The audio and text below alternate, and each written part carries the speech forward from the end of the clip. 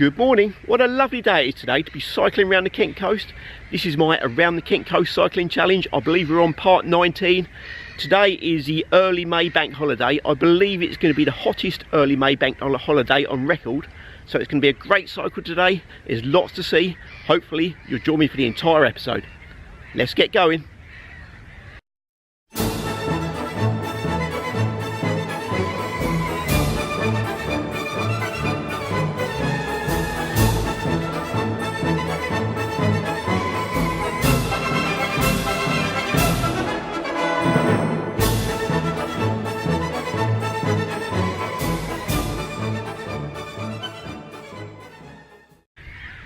So today's episode is actually started from Teynham village, which is a kind of small village in between Sittingbourne and Faversham.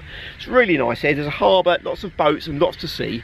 Now we're going to cycle along the path along the Swale and head towards kind of Faversham way, head along the Swale out to the North Sea hopefully, which is really nice. I just want to show you kind of across this bit of water here is Swale Island, which is a kind of small raised bit of land in the Swale. Now you can just see all the birds sitting on the island because they seem to have claimed it as their own, and you can just hear them kind of singing as loud as they can, almost in merriment, having claimed this island. It's really nice to see. Right across in the distance, you may not be able to see, you can see Elmley Marshes where we were a few weeks ago, and it's really nice here. And it's a lovely day, so it's going to be a great to carry on around the Swale. Let's get going.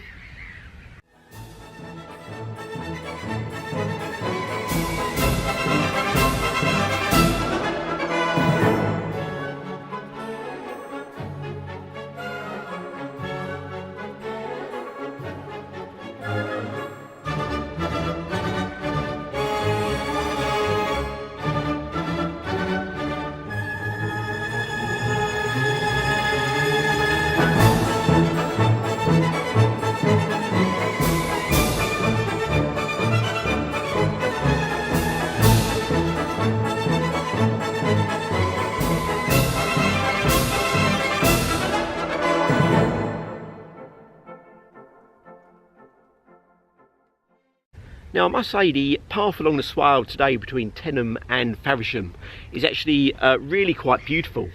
It's so open and so bright, and it's actually so remote.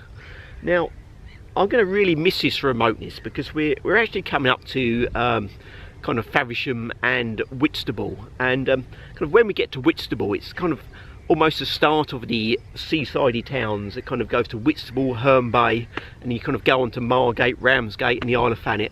And as you go round, there's really not this kind of remoteness that you get here. Because on a nice day like this, it will be these towns will be very crowded. Also very enjoyable, but I do like the sense of remoteness you get here, and I'm going to really miss that as we kind of leave this first half of the cycle around the Kent coast. But it's all very nice. I'm just going to kind of give you a bit of a pan around here to show you the area in its beauty. So kind of you see the Swale here as it kind of goes across. It's really nice. Pan round, you'll see the path as it goes ahead. And pan round and you'll see on the other side of the path so a really kind of rugged landscape. It's rugged kind of grassland. You may see a few cows grazing. I'm just going to try and zoom in. It's quite a good sight. It's almost like a portrait landscape painting. The cows all seem very happy. Carry on panning round. You'll see the area we've just left. Kind of Sittingbourne is in the distance, you can't see it. And we're back on the Swale. Right, let's carry on around the Swale.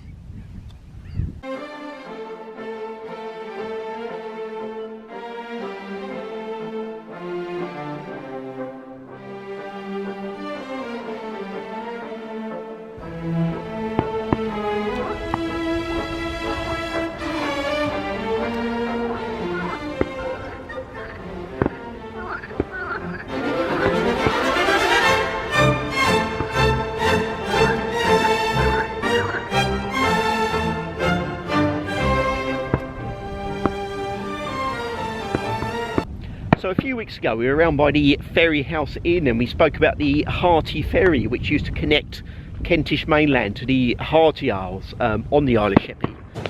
But it's quite interesting here. You're kind of seeing an old kind of landing spot. Until 1947 there used to be a ferry that was kind of one of the main crossings to the Isle of Sheppey. So kind of this area wasn't so remote. There used to be a lot of people travelling across here, and they used to kind of come from Faversham way, which is just across the Swale. You can't quite see Faversham because I think it's a bit inland, but we will be going through that in a few episodes.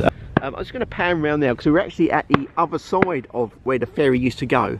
Excuse the banging in the background. I believe they're clay pigeon shooting across the water. But it's quite interesting. You can see the ferry house in there, a few boats dotted around. As I pan round, you'll see the Swale goes out to the North Sea now in the distance, which is quite good. Quite a milestone as we go around. And as I pan round, you'll see the jetty going back towards Faversham way. Right, let's get going towards Faversham.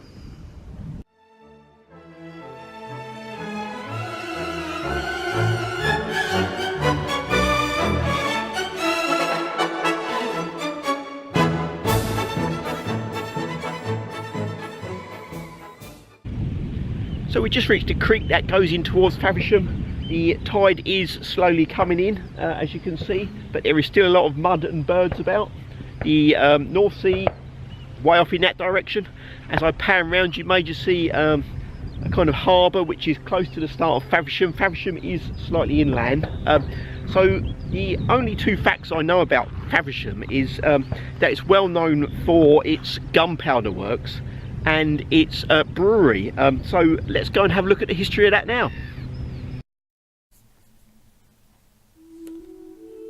The Faversham gunpowder industry has claims to be the cradle of the UK's explosive industry. It was also to become one of its main centres. The first gunpowder plant in the UK was established in the 16th century, possibly at the instigation of Faversham Abbey, as their estates and monasteries were keen to invest in promising technology. Faversham was well placed for gunpowder production, as it had a stream which could be dammed at intervals to provide power for water mills.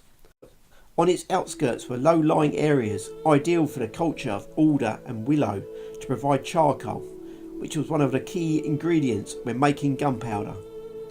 The stream fed into a tidal creek where sulphur, another key ingredient, could be imported. The finished product could then be loaded and dispatched to Thames-sized magazines. The port was also near the continent, where the warfare demand for gunpowder was brisk.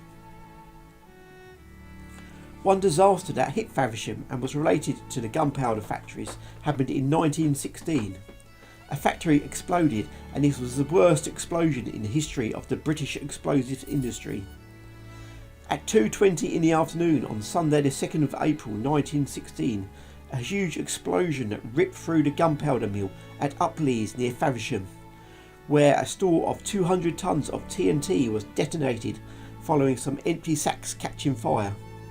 As it was a Sunday on the day of the explosion and no women were at work, there were 115 deaths of men and boys, including all of the works fire brigade.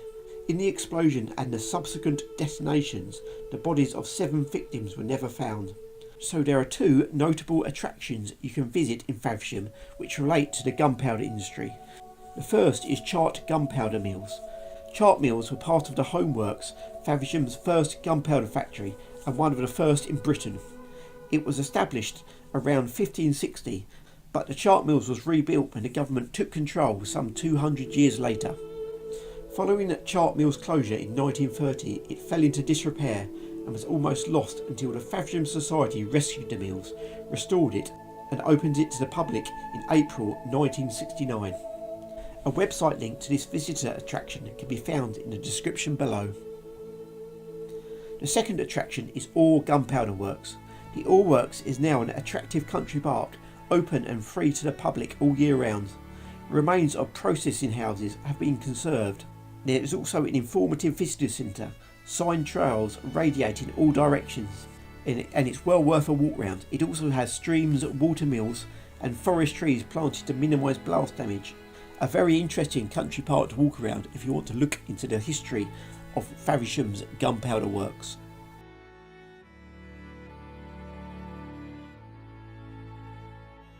So let's have a look at another one of Faversham's famous assets, and that's the Shepherd Brewery.